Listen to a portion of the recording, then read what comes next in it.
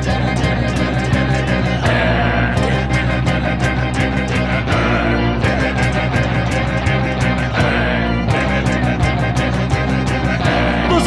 not a bat, he's a man who fights crime. And we're gonna watch him fight for a minute at a time. With John and Niall and a guest who doesn't rhyme. It's Bat Minute!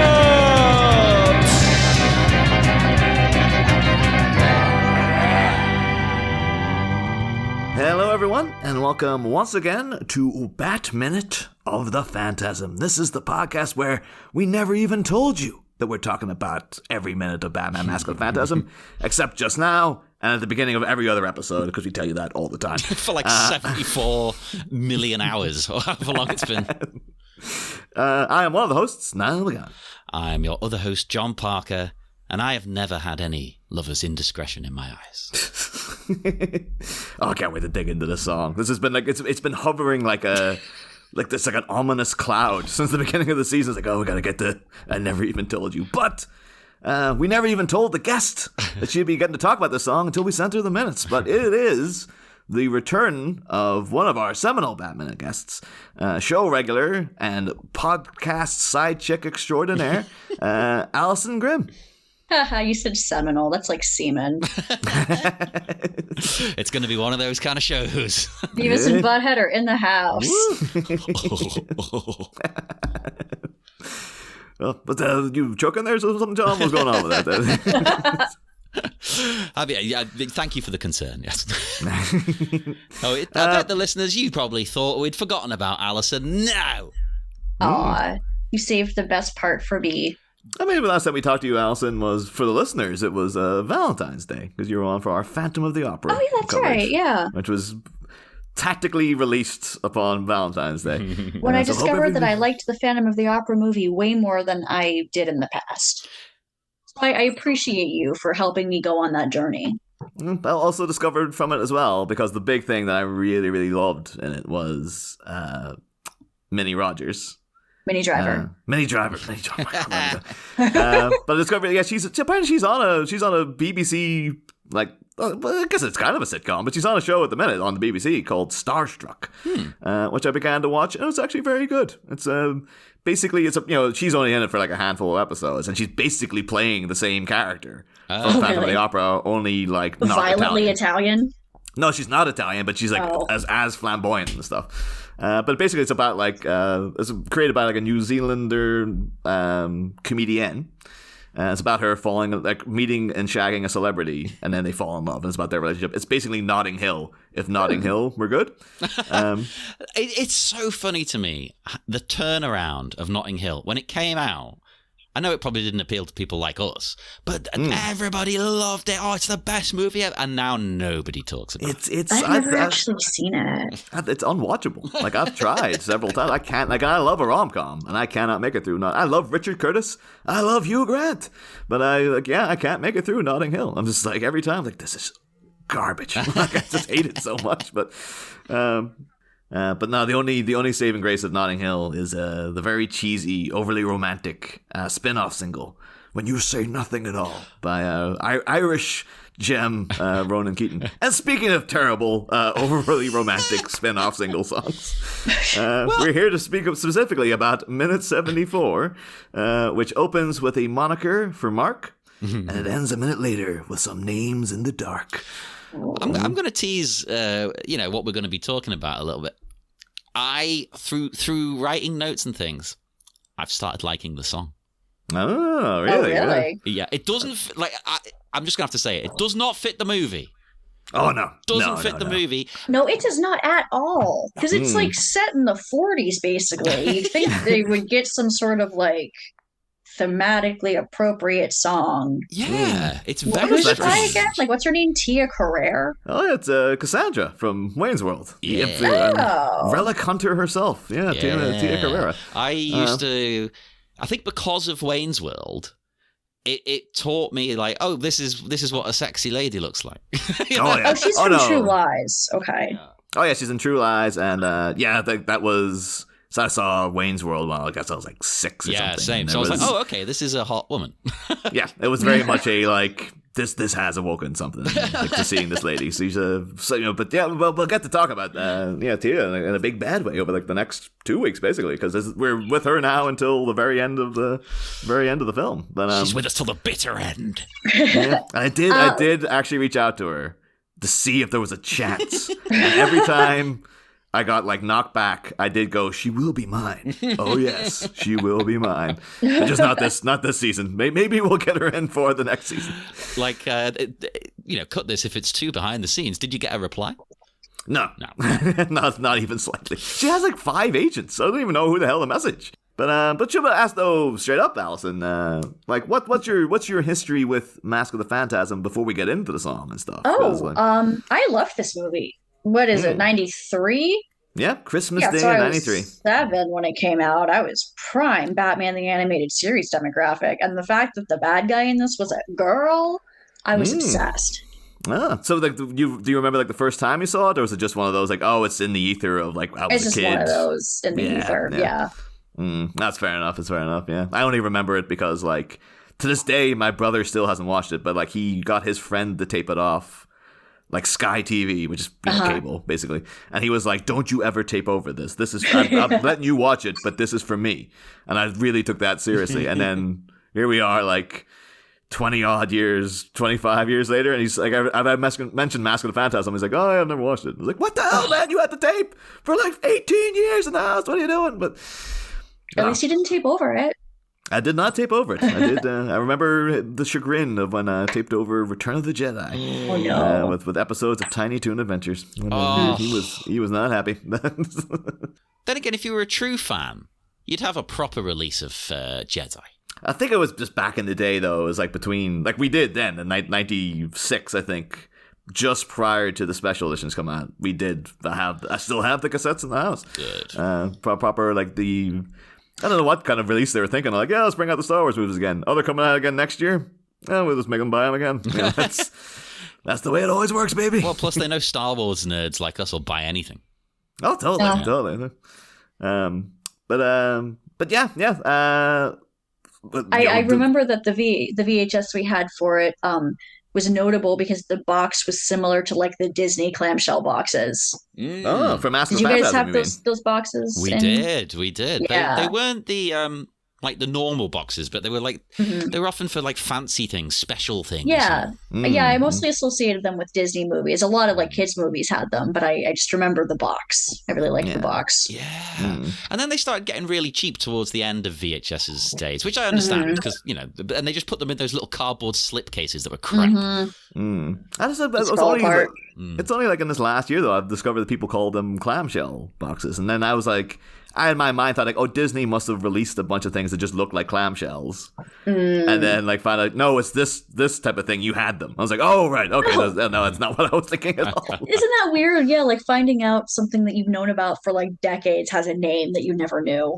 Because everybody just sees it, so there's no need to ever mention the name. Right? Yeah, that was just like for years. I was reading the word hors d'oeuvres. And in my head, it's like hors oeuvres. And then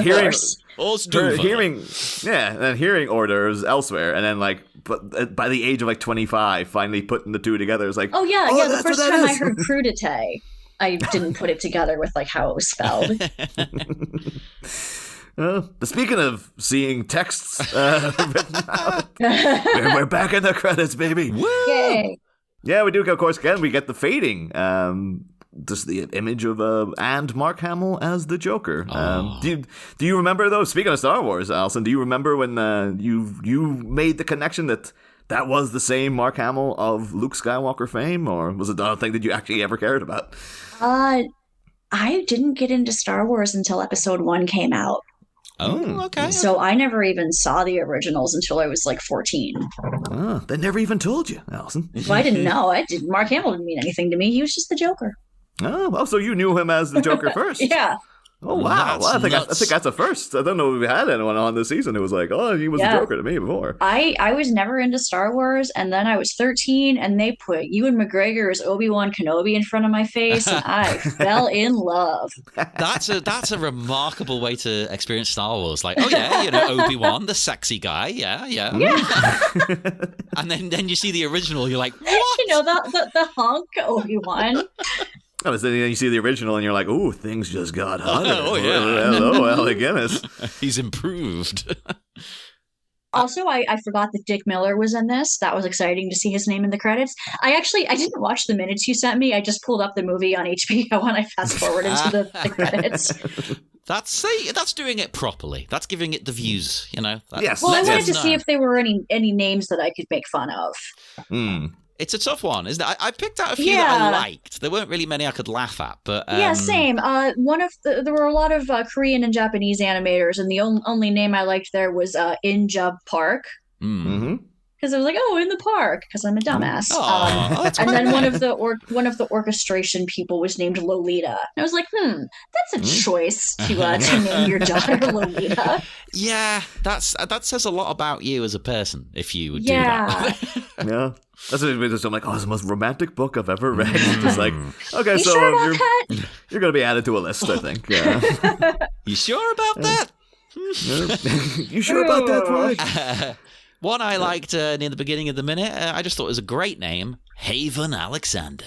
Haven, yeah, that's one of the first ones that pops up, and you're like, oh boy, they came It here to sounds play. like a wrestler. Oh, in NXT. That's someone's been Haven rechristened that. Alexander is an NXT ass name. It's like they've been big on the indies, they've joined NXT. Here's your new name. They always give him a stupid name now. Like, it's become a thing where it's just like, let's give them the worst possible name, and if they happen to become popular, well, they've obviously done well then. Well, I looked up what Haven has worked on, as I usually do on these credits, because there's not a lot to actually That's discuss. what you got to do. There's not. We talk about the font. We already did it way back. It's a nice font. No, Haven has worked on everything that we have talked about so far, which is a recurring theme. It's all the same stuff. It's Johnny Bravo, Powerpuff Girls, Batman of the Future, Grim Adventures of Billy and Mandy. What else we got? Superman the Animated Series. This one's a bit different. Cow and Chicken. Oh, really? Yeah. Animaniacs, Freakazoid. Everything that keeps coming up. This crew are tight-knit. After Phil had his impassioned pitch for Freakazoid the other week, I have now downloaded all Freakazoid. I was stunned to find out. Have you never seen Freakazoid? I've seen bits and bobs of it way back I when love because Freakazoid. it didn't have like the object permanence of Animaniacs, which was just everywhere all the time. I want to go rewatch all of Freakazoid now. I was stunned to find out there's only 24 episodes. I thought it went there's on not for a lot. years. So like that's probably why, because again there's like 50 plus, like maybe 100 episodes of Animaniacs, so I was just on everywhere all the time, and it's still working on people too, because previously known as baby roommate, my friend's kid Killian, because me and him hang out all the I collect him from school and stuff sometimes. And I just love the way you say hang out, because it sounds like you're like going down the pub together. We basically are hanging out. Like, I just I like seeing him, he likes seeing me, all that kind of stuff. So, but I just kept making reference to Chicken Boo to him, and then downloaded all of Animaniacs for him. And like, he doesn't care about Chicken Boo anymore, but he freaking loves Animaniacs. So it's like, Animaniacs is great. The show still works. It can still pack him in, So, he's sitting there singing the theme song and all that. I was like, oh, these things were built to last, Animaniacs. So, but yeah, I think that is a thing though. This amongst these people, it's like all the names are like, where have I seen that name before? Yeah. They did all the Batman stuff. Yeah, like that's why they're like like one of them. I got them mixed up with Butch Hartman. The guy that did like Fairly Odd Parents and stuff. I was like, oh my god, did he work on this? But no, it's Butch Luchik. I was like, nope, that's not the same guy.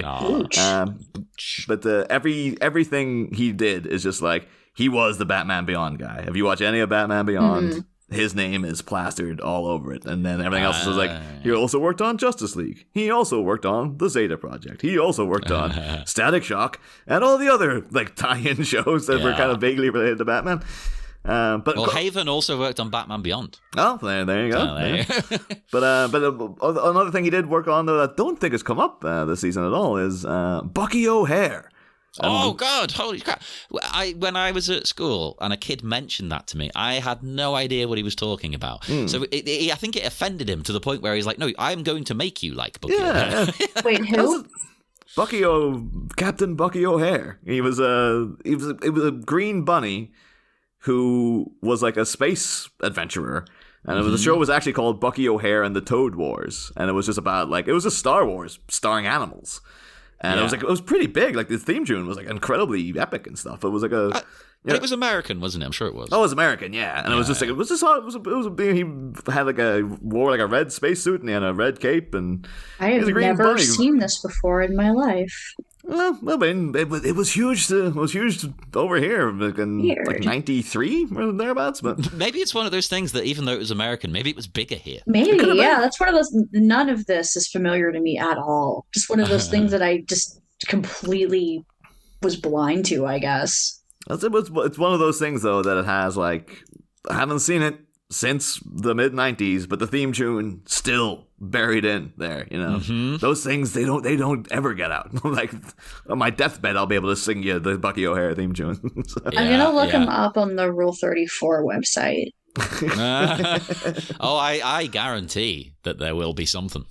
I mean, he's a bunny. What do you expect? Yeah, save it for Batman and After Dark. No. But yeah, also Butch worked on Hellboy: Blood and Iron, which is the animated movie they did. But so everyone always goes on about it's a pity that Ron Perlman never made any more Hellboys. It's like, well, he did. He did. Him and Selma Blair are in that movie, and it's tied into the Del Toro continuity. So there is technically a third, Perlman versus Hellboy movie out there, and I think. Sorry, I'm listening. There's just a lot of Bucky O'Hare content. Well, just on the Rule 34 website. Sorry. Yeah, it's rule34.xxx. Of course it is. I mean, send me some links. Okay. Peruse the best of them and then get back. Get me a dossier on my desk for the morning, please. I'll just send you a Google Drive. And it needs to have a typed up report. Yeah. Just very explicit alt text. But I don't know any of the characters' names. A green guy is being penetrated by a pink lady. I think there was a duck with 4 arms in it. You can work with that. There's bound to be something you can do. What those arms do. Yeah, exactly. Although it's weird saying a duck with any arms, quite frankly. No wings but 4 arms? I mean, what kind of the guy really lost the genetic lottery right there. But.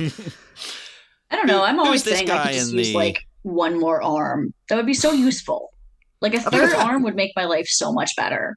I think I'm more just bemoaning the idea of he should have wings though. And he's just no, I didn't get any of them.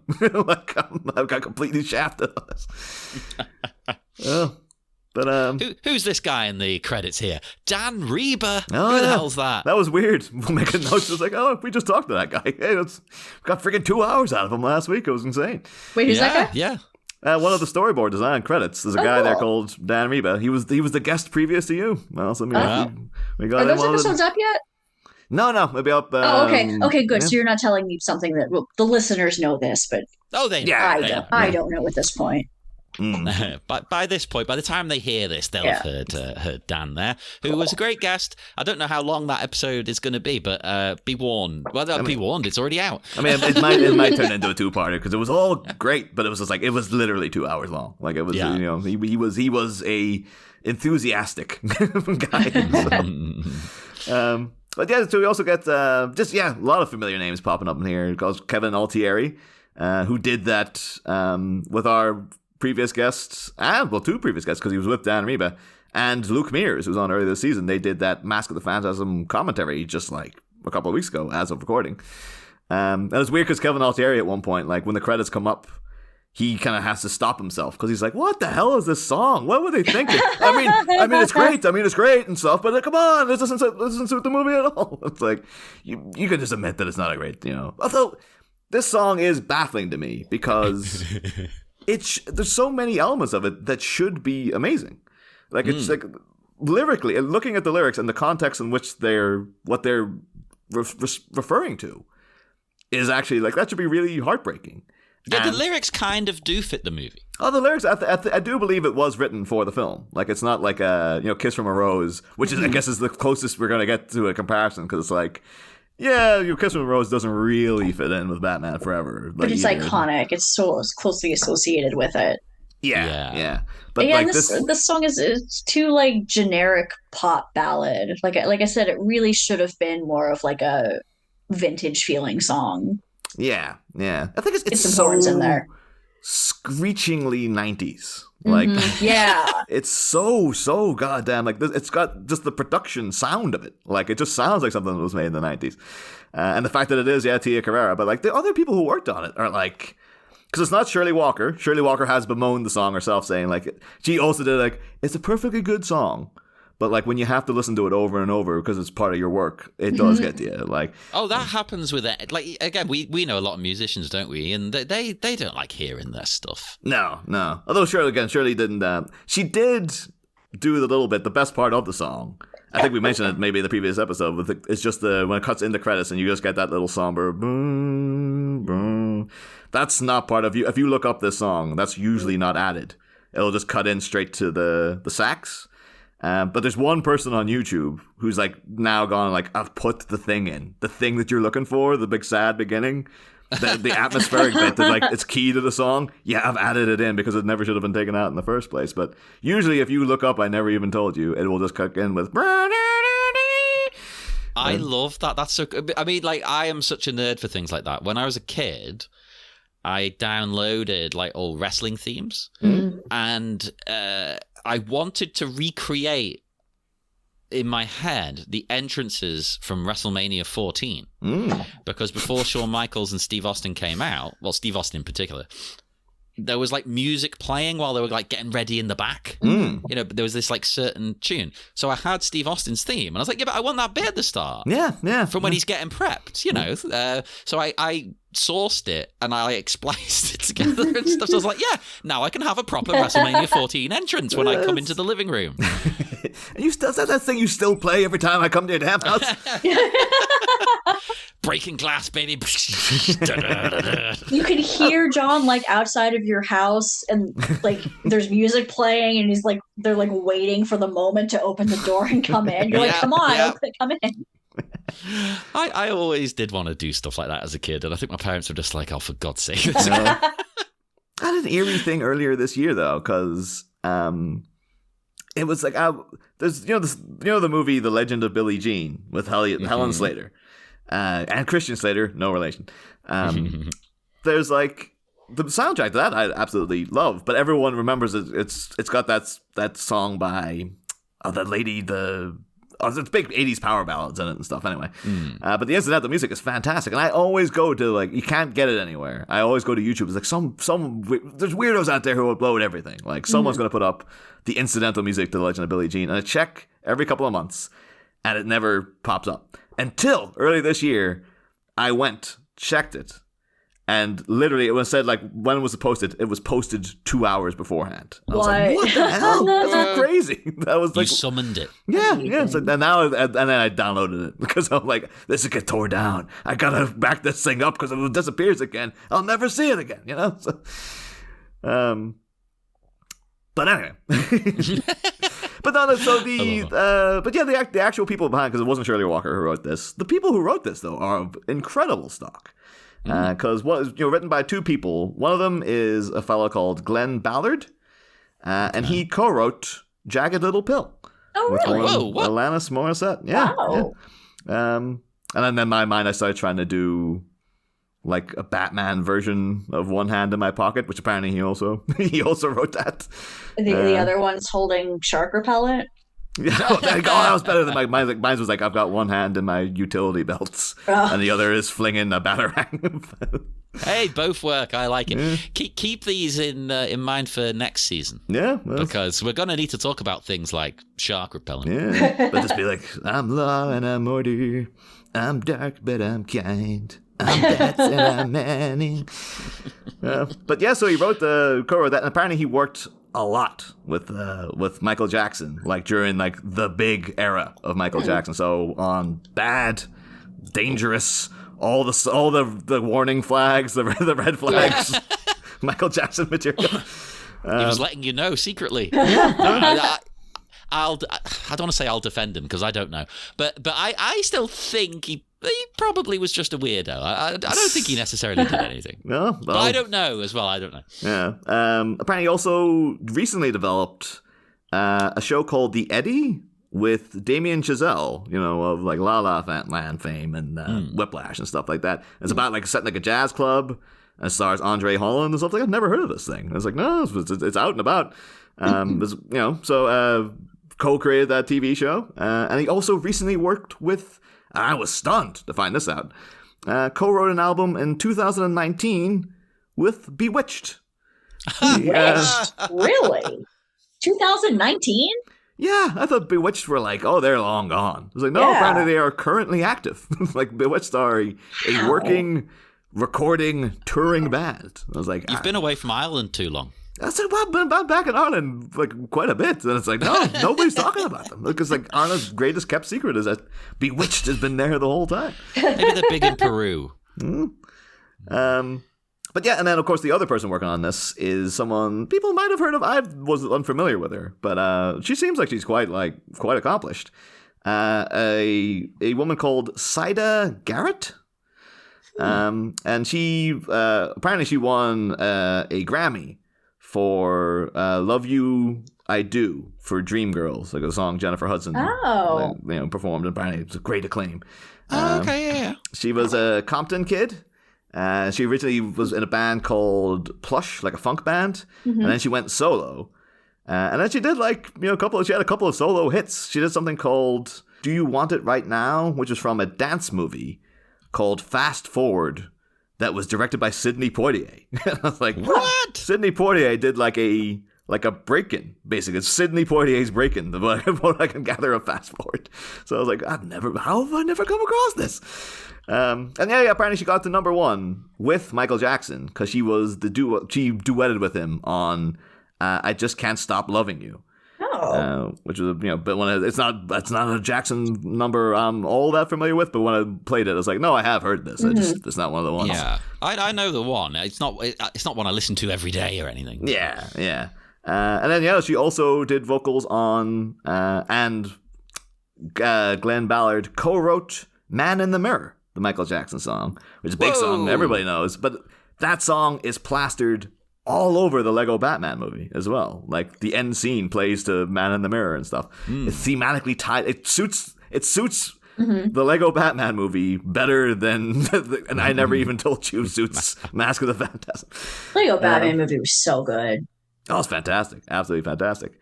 She did other little things too. Like she was the host of America's Top 10, taking over from Casey Kasem, who people might recall was the voice of Shaggy in Scooby-Doo and the voice of Robin in Super Friends back in the 70s. There you go.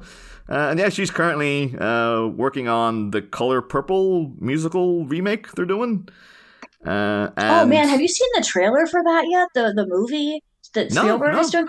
Oh my god, it played before Stop Making Sense in IMAX, and it looks gorgeous. Like, I'm sorry for swearing. I'm very excited. That's how gorgeous it looks. You just have to swear. Because I loved the West Side Story movie that he did. I thought it was terrific. Gorgeous. I really loved it. I love spectacle.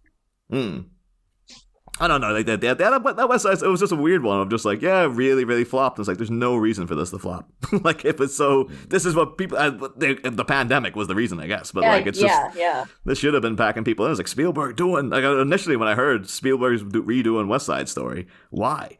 And then you watch it, it's like, he just really clearly loves the material. He just wants to do it again. It's like, okay. I say we let Steven Spielberg make as many musical adaptations as he wants because we don't have enough good ones. I kind of want him to do a musical version of E.T. just to see what that would look like. That could totally work. Does E.T. instead of his neck stretching, his legs stretch so he can dance and stuff like that? Who is it? Someone wrote a song. Michael Jackson wrote a song, didn't he? No, Neil Diamond. He famously, apparently, don't quote me on this, but apparently he watched E.T. and was like, this is the greatest thing I've ever seen. I've got to go write a song about it. So he wrote his song Heartlight, which is about E.T.'s heart. It's like, what's in E.T.? His heart is a light. There we go.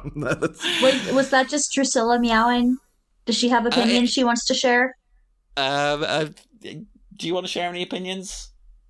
No, she doesn't. She's like, no. I've just looked it up, and apparently that is true. It was inspired by E.T.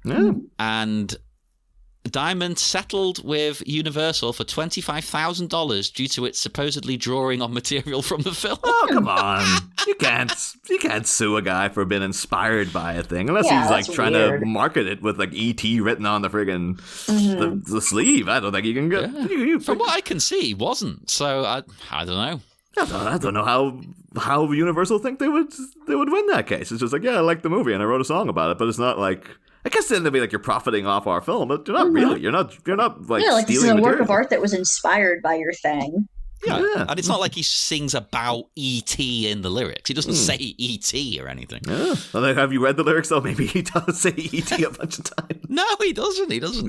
But I don't know, maybe he just thought, you know what? It's easier, it's quicker, it's cheaper to just pay them $25,000 to go away. That's yes. Was it Neil Diamond is like, 25. It's like, I got that on my spare, the crumpled trousers on my bedroom floor. I've got 25,000. Yeah. It could be one of those where he's like, well, if I fight it, I'll win, but I just can't be bothered fighting it, and it'll cost more. So, apparently also, Sita Garrett is currently working on a Broadway version of Black Orpheus, which is like a 1950s French, interpretation of the Orpheus myth. But I was really hoping it was like a blaxploitation version of Orpheus, because I was like, oh my god, that'd be incredible!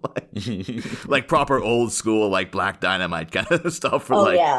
Strutting down to the netherworld in platforms, huge afro. Please get the people who made Black Dynamite to make this movie. Yes. It just really reminded me of was it in 30 Rock, like some of Tracy's movies are like a Blafair to Remember Black and stuff like it's just really forcing like blaxploitation remakes on things that just like don't really need it or like it doesn't work with and stuff. Hey, the more the merrier. Oh, totally. I'm up for it. I mean, I'm someone who happily It's also funny to watch 30 Blackula. Rock and point out. It's also funny to watch 30 Rock and be able to point out all of the things that you can tell Donald Glover wrote. Yeah. Because I feel like he wrote every single one of those jokes. Oh, without a shadow of a doubt, he'll have had an input on those. Yeah. But and then just I don't know. Do you want to talk about the lyrics now, or do you want to? Should we? All right, I'll look them up. What's the song called again? I never even told you. Okay. And then you should say, Alyson, like, no, but tell me now. I'm like, no, I never even told you. Like, no, I want you to tell me. I know you didn't tell me. You tell me now.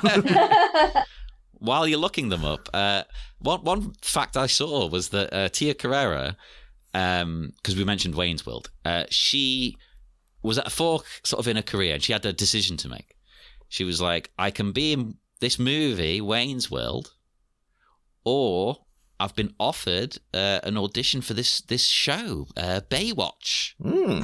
And she went with Wayne's World, which I actually think is a good move overall because, and this isn't, I was saying how gorgeous she is, and she is, but I feel like Baywatch just became the Pammy show. Yeah. You'd be overshadowed by it. It didn't even become that until like 3 seasons in, because Pamela Anderson wasn't even in it from the start. So it's like, and then she came along kind of, and then who else, beyond Hasselhoff, who was already like mega famous, who out of Baywatch, like beyond Pamela Anderson, kind of got to be like a big deal? Like, well, and people stopped caring about Hasselhoff. Is that why he made the Baywatch Nights? So he could have his own show again? Probably. Yeah. No, I think that's the right decision too, because again, now she's iconic for Wayne's World, but also then if she did Baywatch, would she have even been offered an audition for something like True Lies or No, I absolutely don't think she would have. She would have just got lost in the pack. Again, nothing to do with her looks or her abilities. I think they wouldn't have focused on her. Yeah, but probably with I think Baywatch, Wayne's World was right, because Wayne's World focuses on her quite a lot. It's like a lot of the people in Baywatch are kind of cut and change. There's a lot, Mitch Buchanan is there from beginning to end, but like there's a lot. The whole rest of the cast is just a shifting, constant nobody thing. cares, really. So it's just like, she could have been there for like a season, and then she would have just had to go off and kind of God knows where she would be now, Like, because on the surface of it, that seems like, oh yeah, Baywatch, do Baywatch. It's the biggest thing. It's like, it's not always the best idea. No. So no, I think she is iconic for Cassandra and Wayne's World. So yeah, I mean that's still what I think of her as. I mean, I sometimes think of Relic Hunter. I used to watch that a lot, but to me, it's like no, Wayne's World is the top. Yeah, she would think that. Did you watch any of Relic Hunter, Alyson? Was that a thing that was ever on your radar? Nope. It was. It was great. It was like a really low budget, almost like a Sci-Fi Channel-esque rip-off of Tomb Raider. I think it might have actually been produced by the Sci-Fi Channel. Yeah, it was so in that vein. It was very much in that vein. Those kind of shows, it was very cheap sets and things. But she was literally just Lara Croft, but they couldn't call her that. Yeah, and it was very much just like mid-Saturday afternoon light erotica. Ooh, my favorite kind. Yeah, in the vein of like, Xena. Yeah. Or VIP, or like, what's that one, like The Lost World, where it had starred like a cave woman who was basically wearing a bikini all the time. Jennifer Odell, I think her name was. I loved all of these shows, especially Xena. Xena was the one for me. When you watch them when you're a kid, you're like, yeah, these are okay, these are entertaining. Why are they so big? And then when you're older, you're like, it's because of the dad sitting going like, oh, yeah. Every lesbian in America, just immediately. Oh, 100%, yeah. With Xena, everybody was just like watching, like, when are they going to kiss? Yeah. These two. Oh my God, when are they gonna... And again, Relic Hunter is the same thing. It's just like, oh, well, what's the pitch of it? It's like, well, it's Tia Carrera. She's like a Indiana Jones type. And so, what else is like? Well, she's really hot. And she will wear like crop tops and like low-cut shirts the whole show. It's like, the show any good? No. But she is hot. I think that everything else you're saying now is saying that, yes, the show is good. I liked it. I used to watch it all the time. I thought it was fun. I mean, we're going to have to add it to our list, John. But then I used to watch the Mortal Kombat show. We have to add it to our list of, after Manimal and our VIP rewatches, we have to get to Relic Hunter. Well, and I've been threatening a Baywatch Nights podcast for about 5 years now. And if you don't subscribe to the Patreon, John will do it. They'll do it. I'm gonna do it. Patreon to make you not record podcasts. I think the world is crying out for a Baywatch Nights recap podcast. Especially the season 2, where it decides to, like, you know what? We need to have more aliens in this.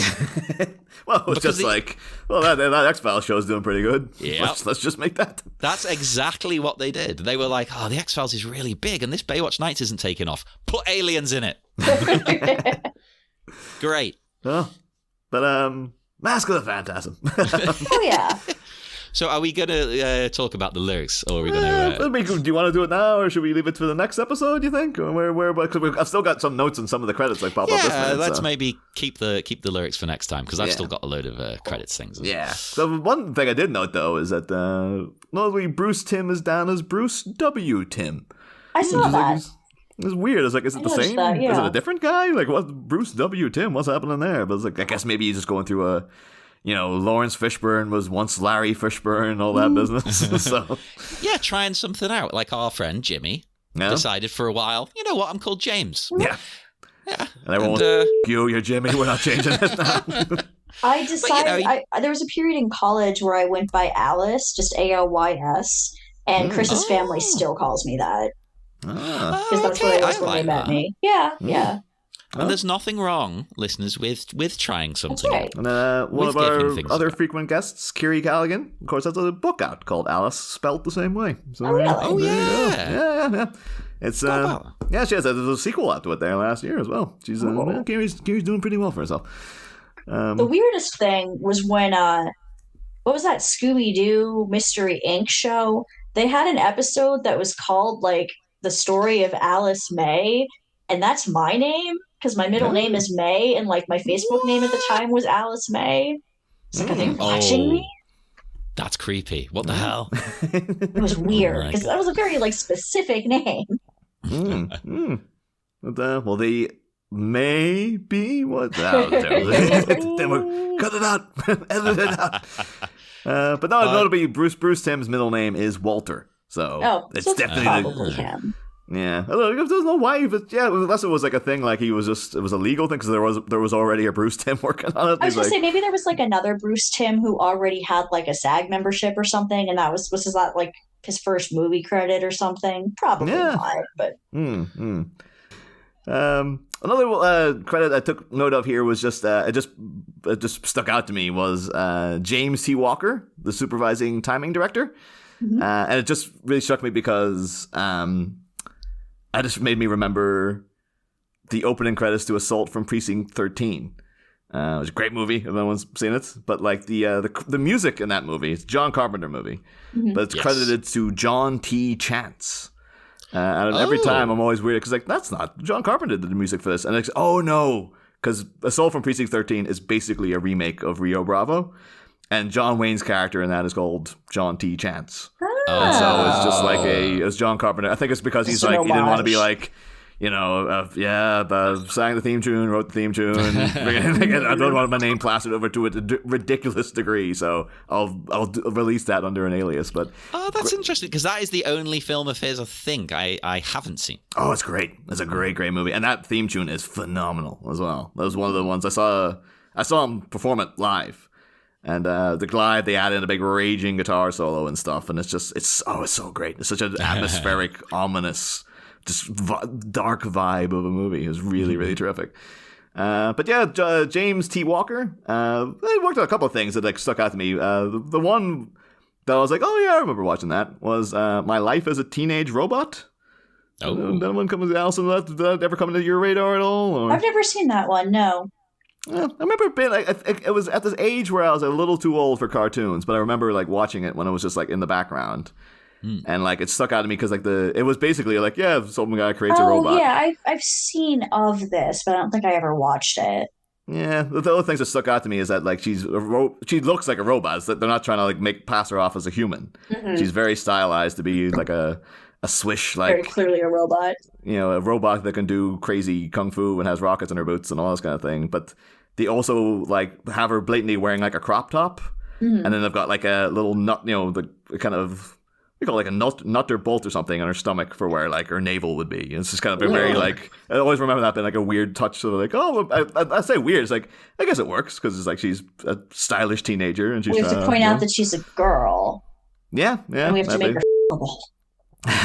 That's very important. Yeah. Also has pigtails and all that too. Like long eyelashes, all the classics. Yeah.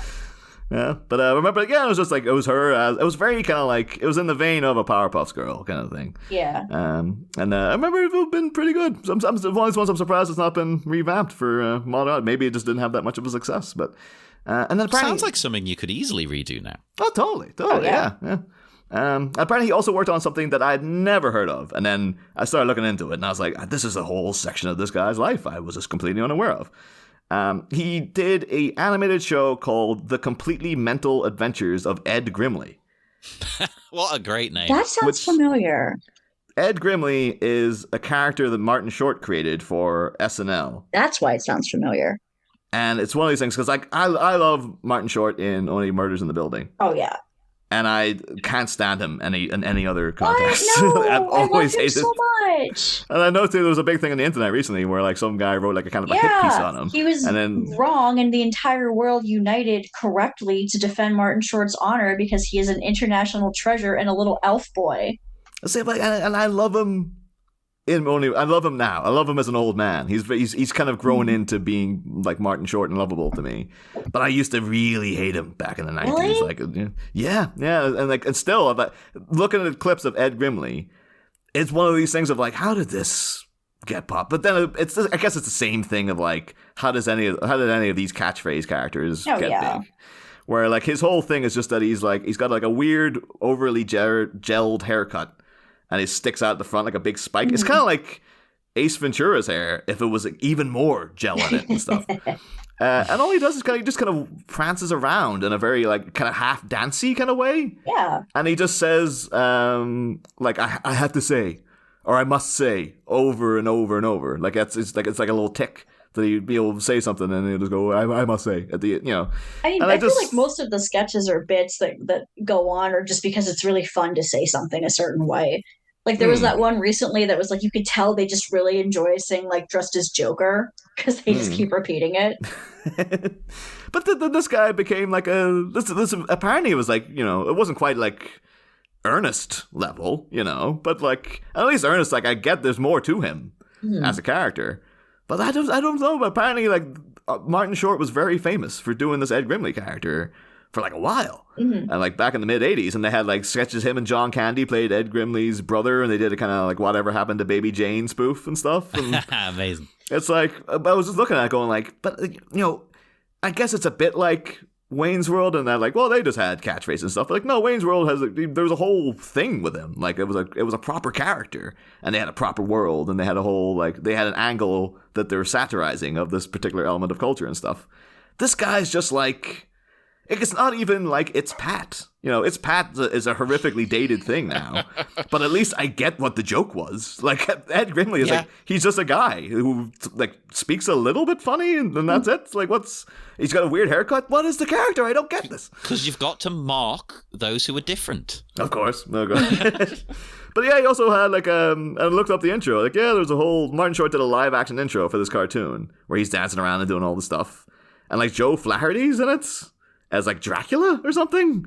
Like Joe Flaherty from like Freaks and Geeks and stuff. He's just Dracula in this. I don't know if he's like his dad was Dracula or something, or what was happening. But like I went into a whole went down the Ed Grimley rabbit hole, and then tried to claw my way back out desperately because I was like, I don't want to know any more about this.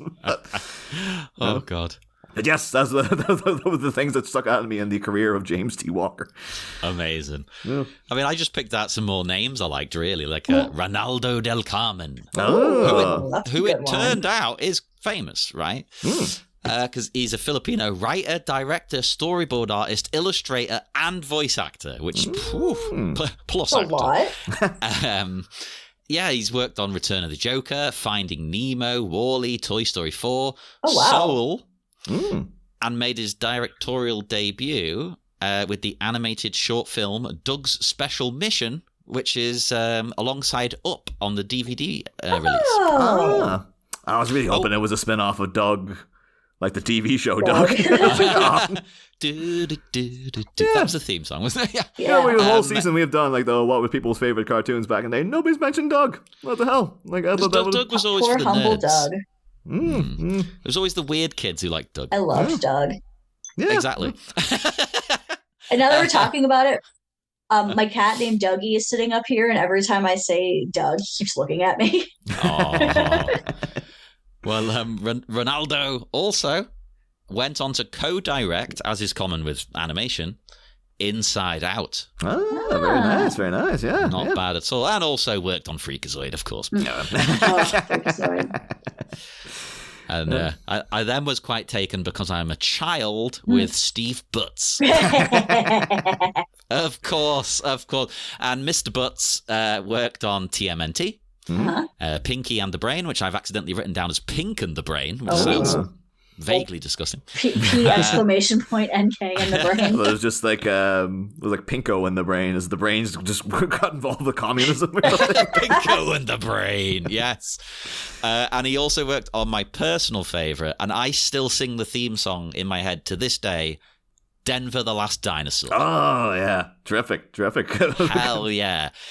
The only other one I really picked up on was that I saw the animation services were provided by Dong Yang Animation from South Korea. Of course, it's from South Korea. That's where they all are, because unfortunately they exploit South Korean animators. Right. But Dong Yang worked on everything ever. Yeah, basically ever. They did Ghostbusters. They did The Karate Kid. I forgot there was a goddamn animated one of that. They did Captain Planet. Yeah. I know it's the only thing that the Cobra Kai guys have said is not canon. Oh, the cartoon. They've just said like everything else, like all Hilary Swank, all that stuff. That's all happened. That's part of the story, except the animated series that didn't happen. What else have I got here that's interesting that they did? I know Don Yang. We did Gargoyles. Oh, fantastic! Yeah. 101 Dalmatians, the series. I forgot that was a thing as well. The only other one of the names that really popped out to me in this minute, one was just like, it was such a bizarre mixture of names. I guess it's suitable because he is the overseas coordinator, but there's Clive Nakashiki, which is like a very Japanese surname, and then the most English first name, Clive. It's like there's no way his actual first name's Clive. Like, what the hell's going on? That'll be his there? English name that he's taken, won't it? Yeah. It's just like, unless his father's like, oh, he's like his dad's a Japanese businessman, and his mom's like an old timey like fishmonger lady or something. It's like, why is he called Clive? What the hell happened there? But I found that like when I meet people from like China and stuff. Their English name that they take, which, I understand why they want to do it, but usually you don't need to, you know, but I find that they have very old-fashioned names, and someone said to me, they think the reason is basically, and I think they might be right, but they think the reason is, like, when you were at school now, did you do French? Yeah. Mm-hmm. How old were your textbooks? Oh, about like 20 years old. Pretty old, exactly, yeah. right? So this person speculated, they're getting their names from the books, and the books are old. And I was like, I think you might be right. Yeah. Because my French books looked like they were from, like, goddamn like 1978. the 60s. Yeah. So they could meet a guy who was like Cornelius Nagasaki or something. Sorry, Chris just got home from work, and he's sexily taking his flannel shirt off in front of me. Oh, yeah. Hello, ladies. Say hi to Chris. Hello. I mean, I guess though, like does anyone? I'm kind of noted out for a minute 74. It's weird with the end credits because it's just like, I guess should we stop here and then move on to the next one? Or what are we doing? Yeah, let's stop here and move on to the next one. That's a good plan. So yes, join us again on Friday. We'll be back with more exciting credits action, which probably means we're going to go off topic, which is fine. That's what you come here for. That's why you stick around for the credits. And yes, we'll see you then, Batmates. Next time, do you wanna talk Tia and Korea? Like Tijuana there? The Nexus of Non-Deplumes takes us through the heart and soul of the animation crew. That's also soul like the city because of all the Korean animators, and you get it. But as we fling flowers at the finest animators from the land of the morning calm, what other true lies must we discuss regarding the sirens singing a certain sorrowful psalm? We turn conversational relic hunters regarding Korean cartoonists next week, folks. Same Bat Pod, different Bat Minute. I must have dop, still fit,